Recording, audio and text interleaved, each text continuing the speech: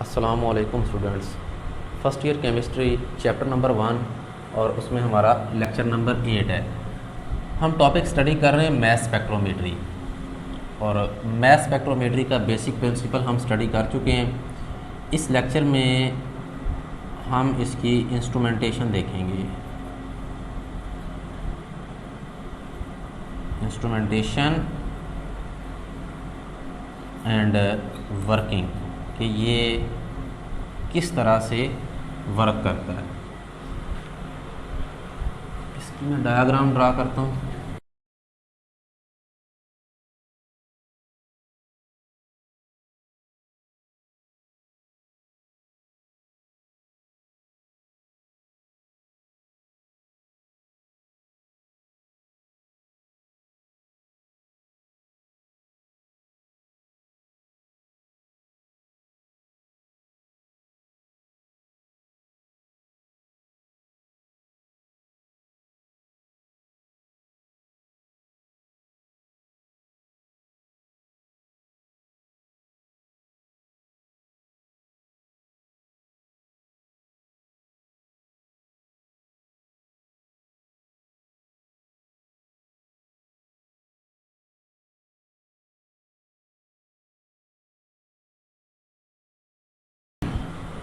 ये हमारे पास mess spectrometer का बेसिक स्केच है। इसकी वर्किंग यहाँ से हम क्लियर करते हैं। नियॉन की एग्जांपल हम स्टडी कर चुके हैं। नियॉन गैस, यहाँ से सैंपल जो है वो हम एंटर करवाते हैं। अब नियॉन गैस में हमारे पास नियॉन 20, नियॉन 21 और नियॉन 22, ये 3 तरह के एटम्स पाए जाते हैं with respect to masses. Different type के एटम्स हैं। ये नियॉन गैस हमने यहाँ पे सैंपल एंटर कर दिया। अब एक्चुअली ऐसा है कि ये हमारे पास जो मैस स्पेक्ट्रोमीटर है, इसमें एयर होगी जिसका प्रेशर के 1 एटमॉस्फेयर है। एयर तो हर जगह मौजूद है। तो फर्स्ट ऑफ ऑल इंस्ट्रूमेंट को इवैक्यूएट करना ज़रूरी है, क्योंकि इसमें एयर के बहुत सारे मालिक्यूल्स होंगे, ऑक्सीजन, नाइट्रोजन के। तो हमने जो सैंपल एंटर किया है उसके आयंस बन रहे हैं, तो उसके साथ ही उस गैसियस मालिक्यूल्स के भी तो आयंस बन जाएंगे ना। तो यहाँ पे हमारे पास जो डाटा आएगा वो तो बहुत ही कॉम्प्लिकेटेड हो जाएगा। इसलिए इसको इवैक्यूएट करना लाजमी होता है। इवैक्यूएटेड है ये इंस्ट्रूमेंट, ये tube completely evacuated with the help of vacuum pump. अब हमने नियॉन गैस सैंपल यहाँ पे एंटर किया है और उसका प्रेशर बहुत लो रखा जाता है। क्यों? क्योंकि अगर हम प्रेशर लो रखेंगे तो आयंस फ्रीली मूव कर सकेंगे, और फ्रीली मूव कर सकेंगे तो देन ही हम उनको आयोनाइज करेंगे इजीली, देन उनको एक्सेलरेट करके हम सेपरेट कर देंगे with the help of magnetic field. तो यहाँ पे ये हमारे पास ये मालिक्यूल्स आ गए हैं जो कि न्यूट्रल है, और इनका प्रेशर बहुत लो रखा जाता है। ये बुक में आप मार्क कर सकते हैं, मल्टीपल चॉइस क्वेश्चन के लिए बहुत इंपॉर्टेंट है ये। अब यहाँ पे ये न्यूट्रल मॉलिक्यूल्स हैं, इनके ऊपर क्या करेंगे हम? इलेक्ट्रॉन्स की बम्बार्डमेंट करेंगे। ये इलेक्ट्रॉन टंगस्टन फिलामेंट है। ये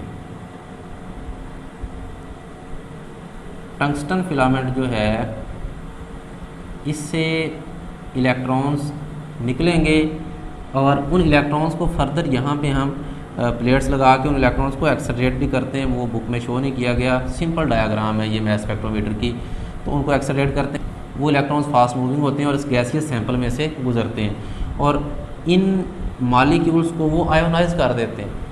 अब यहाँ पे इन मॉलिक्यूल्स के ऊपर जब ये इस रीजन से गुजरेंगे तो उनके ऊपर पॉजिटिव चार्ज आ चुका होगा, और ये हमारे पास होता है पॉजिटिव प्लेट है। यहाँ से इलेक्ट्रॉन निकल रहे हैं और वो इलेक्ट्रॉन्स फास्ट मूविंग हैं, और उनका मकसद क्या है कि वो इन मॉलिक्यूल्स को मॉलिक्यूलर आयन में कन्वर्ट कर दें, और फिर ये इलेक्ट्रॉन्स जो हैं यहाँ पे इस पॉजिटिव प्लेट के साथ जुड़ जाएंगे, और इस तरह से हमारे पास ये आयंस जो हैं ये फर्दर आगे मूव करेंगे। अब ये आयंस, इनके ऊपर क्या चार्ज होगा? जैसे यहाँ से गुजरने के बाद ये सारे के सारे ये पॉजिटिव आयन में कन्वर्ट हो चुके होंगे। अब ये मैसेज के लिहाज से 3 तरह के हैं, कुछ का मैसेज 20, कुछ का 21, कुछ का 22। ये पॉजिटिव आयन में कन्वर्ट हो चुके हैं। कुछ नेगेटिव आयन भी बनेंगे, तो अब क्या होगा, जो नेगेटिव आयन बनेंगे वो तो यहाँ इस पॉजिटिव प्लेट के साथ ही जुड़ जाएंगे, लेकिन पॉजिटिव आयन आगे जाएंगे। अब पॉजिटिव आयन आगे कैसे जाएंगे, यहाँ पे ये चीज़ जो है ये है नेगेटिव ग्रेड, ये पॉजिटिव आयन्स को फौरी अट्रैक्ट कर लेगा। अब ये पॉजिटिव आयन यहाँ पे आ जाएंगे और अगर कोई नेगेटिव आयन होगा तो वो रिपेल हो जाएगा, इस प्लेट पे आ जाएगा, वो आगे नहीं जाएगा। इसके बाद हमने क्या करना है, इन पॉजिटिव आयन्स को एक्सेलरेट करना है। तो यहाँ पे इन दो प्लेट्स के दरमियान हम अप्लाई करेंगे इलेक्ट्रिक करंट। बहुत ज़्यादा पोटेंशियल डिफरेंस इन प्लेट्स के दरमियान अप्लाई किया जाता है, ये आप बुक पे देख सकते हैं, इसको भी मार्क कर लें, ये भी MCQ के लिए इम्पॉर्टेंट है। और इस पोटेंशियल डिफरेंस की वजह से ये आयन्स फास्ट मूव करेंगे और ये जो प्लेट्स हैं इनमें ये स्लिट्स हैं, इनमें से गुजर के ही अब ये आयन्स आगे जाएंगे और एक कितार में, एक रो में इस तरह से ये मूव करना शुरू कर देंगे। अब ये हमारे पास आयन्स मूव करते हुए आगे आ गए और मैसेज के लिहाज से ये डिफरेंट टाइप के होंगे, इनके मैसेज डिफरेंट होंगे। चार्ज जो है मैक्सिमम का +1 ही होगा, बहुत रेयर +2 वाले होते हैं, उनका हम जिक्र नहीं करेंगे। अब ये है कि जब ये आयन्स यहाँ पे पहुँचेंगे तो हमने मैग्नेटिक फील्ड अप्लाई किया हुआ है, तो मैग्नेटिक फील्ड इस हिसाब से कि यहाँ से इसने रिपेल करना है, इस तरफ इन्होंने अट्रैक्ट होना है और यहाँ पे क्या होगा कि इनकी 3 रोज़ बन जाएंगी। कुछ आयन्स इस तरह से यहाँ आ गिरेंगे, कुछ आयन्स जो हैं वो यहाँ पे और कुछ आयन्स यहाँ पे। इसको हम कहते हैं कि ions are moving in a circular path. ये अब आयन्स जो हैं ये सर्कुलर पाथ में मूव कर रहे हैं और सर्कुलर पाथ में मूव कर रहे हैं, तो यहाँ पे ये गिरेंगे हमारे पास। और अब ये चीज़ जो है इसको हम नाम देते हैं डिटेक्टर। डिटेक्टर भी कह सकते हैं, आयन कलेक्टर भी कह सकते हैं।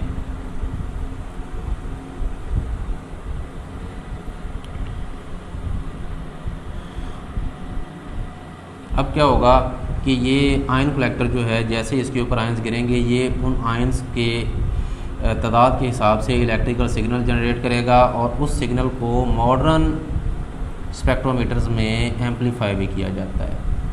जो भी सिग्नल इलेक्ट्रिकल सिग्नल होगा बहुत वीक होगा, क्योंकि आयन के ऊपर +1 चार्ज है, बिल्कुल माइन्यूट, और उनकी तादाद भी कम होती है। ख़ास तौर पे ये अगर 20 है, ये 21, ये 22 मैथ्स वाले, तो 21 या 22 वालों की परसेंटेज बहुत कम है, तो यहाँ से इलेक्ट्रिक सिग्नल भी बहुत कम बनेगा। यहाँ पे तो कुछ इलेक्ट्रिक सिग्नल बनेगा क्योंकि 20 वाले ज़्यादा हैं, लेकिन जो कम मिकदार वाले होंगे वो डिटेक्ट नहीं होंगे अगर हम एम्पलीफायर यूज़ नहीं करते। तो इन सारे सिग्नल्स को ये एम्पलीफायर एम्पलीफाई कर देगा। मसलन इसको 100 टाइम्स एम्पलीफाई कर रहा है तो इसको और इसको भी 100 टाइम्स एम्पलीफाई कर देगा और आगे ये डाटा जो है ये अब कंप्यूटर तक पहुँचेगा और कंप्यूटर क्या करेगा, ग्राफ प्लॉट कर देगा, जो कि आप देख सकते हैं कि नियॉन के केस में इस डाटा में 3 तरह के मैसेज वाले आइसोटोप्स हमें मिले हैं और उनकी रिलेटिव अबंडेंस जितने उनकी तादाद होगी उस हिसाब से ये ग्राफ जो है ये ऊपर उठेगा। एक्स एक्सिस के ऊपर charge to mass ratio of ions and Y axis के ऊपर उनकी रिलेटिव अबंडेंस आ जाएगी। ये बेसिक वर्किंग है मैस स्पेक्ट्रोमीटर की, और मैस स्पेक्ट्रोमीटर के मुख्तलिफ चैम्बर्स हैं, उनकी वर्किंग है। अगर हम यहाँ पे इंडिकेट करना चाहें इम्पॉर्टेंट चैम्बर्स, तो ये स्टार्ट वाला ये हमारा जो चैम्बर है इसको हम आयोनाइजेशन चैम्बर का नाम भी देते हैं।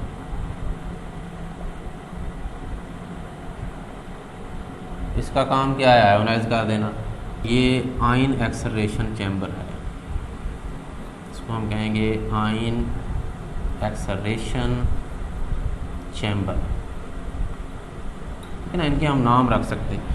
ये आगे हमारे पास डिफ्लेक्शन चैम्बर इसको कह सकते हैं।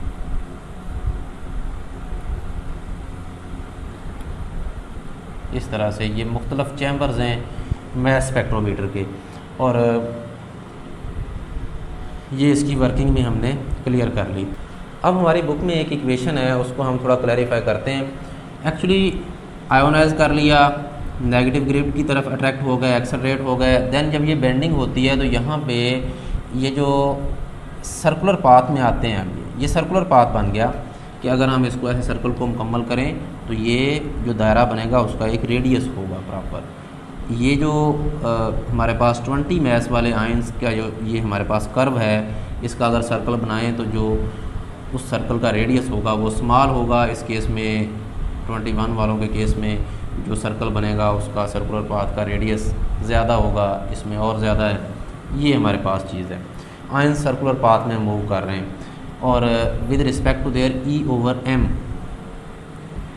चार्ज टू मैस रेशो की बेस पे वो सेपरेट हुए हैं। कि अगर यहाँ पे कोई +2 वाला होता और वो 20 मैस वाला ही होता तो वो बहुत ज़्यादा बेंड हो जाता। जैसे ये 20 मैस है और +1 है तो यहाँ पे आया है।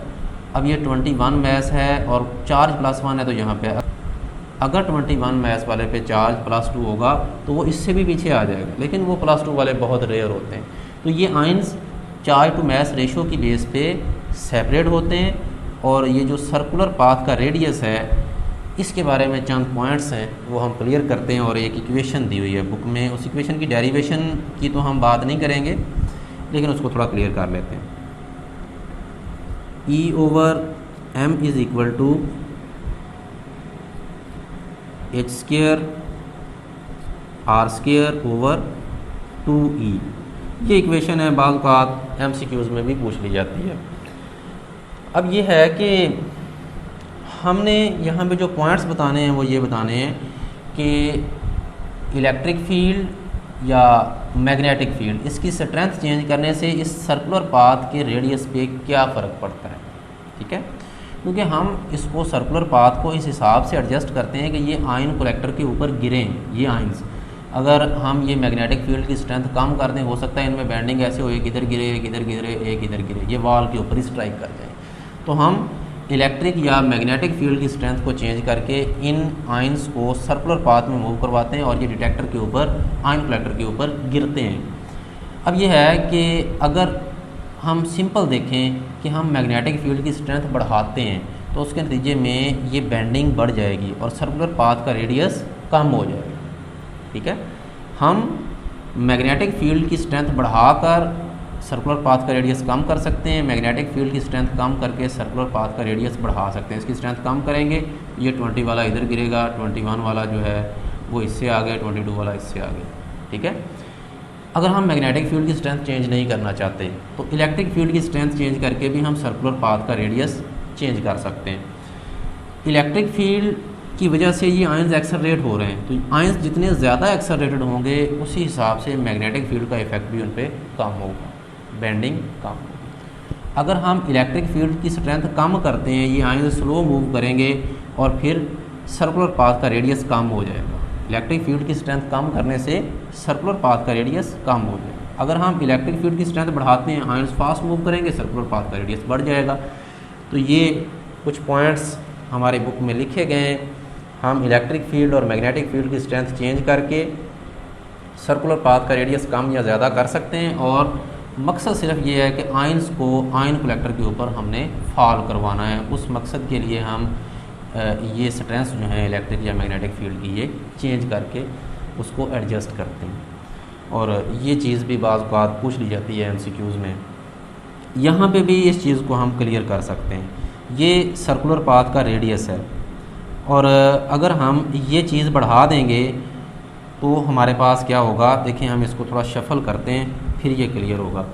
R सर्कुलर पाथ के रेडियस के लिए इसको इधर ही रहने देते हैं और ये हमारे पास है E/m डॉट, ये 2e इधर आ जाएगा और ये h² हमारे पास इधर चला जाएगा। अगर हम R को इधर रख लेते हैं, यहाँ से इन पॉइंट्स को हम वेरीफाई कर सकते हैं कि देखें अगर हम मैग्नेटिक फील्ड ये चीज़ बढ़ा देंगे तो ये ऑटोमेटिकली कम हो जाएगा, अगर हम ये चीज़ बढ़ा देंगे तो ये बढ़ जाएगा। तो यहाँ से भी ये रिलेशन क्लियर होता है और इसको हम कंसेप्चुअली भी बता सकते हैं कि इलेक्ट्रिक या मैग्नेटिक फील्ड की स्ट्रेंथ चेंज करने से सर्कुलर पाथ के रेडियस पे क्या इफ़ेक्ट हो रहा है। तो इस तरह से हमारी बुक में नियॉन के आइसोटोप्स की एग्जांपल दी हुई है और मैस स्पेक्ट्रम ड्रा किया गया है। ये गैसियस स्टेट में हमारे पास अवेलेबल है नियॉन, तो उसके लिए हमने ये मैस स्पेक्ट्रोमीटर यूज़ किया। अगर कोई सैंपल सॉलिड स्टेट में है लाइक कार्बन है तो उसके लिए यहाँ पे आयोनाइजेशन चैम्बर से पीछे एक वोलाटाइजेशन चैम्बर भी होगा जिसमें कि सैंपल को गैसियस फॉर्म में कन्वर्ट किया जाएगा। और किसी एलिमेंट के आइसोटोप्स को अलग-अलग करने के लिए हमारे पास कुछ टेक्निक्स होती हैं, उन टेक्निक्स के सिर्फ नेम दिए गए हैं बुक में। ये भी पूछे जा सकते हैं शॉर्ट आंसर क्वेश्चन में कि name the techniques used to separate isotopes of an element. ये गैसियस डिफ्यूजन है, सेंट्रीफ्यूज, अल्ट्रा सेंट्रीफ्यूज, इनके सिर्फ नेम्स आपने करने हैं।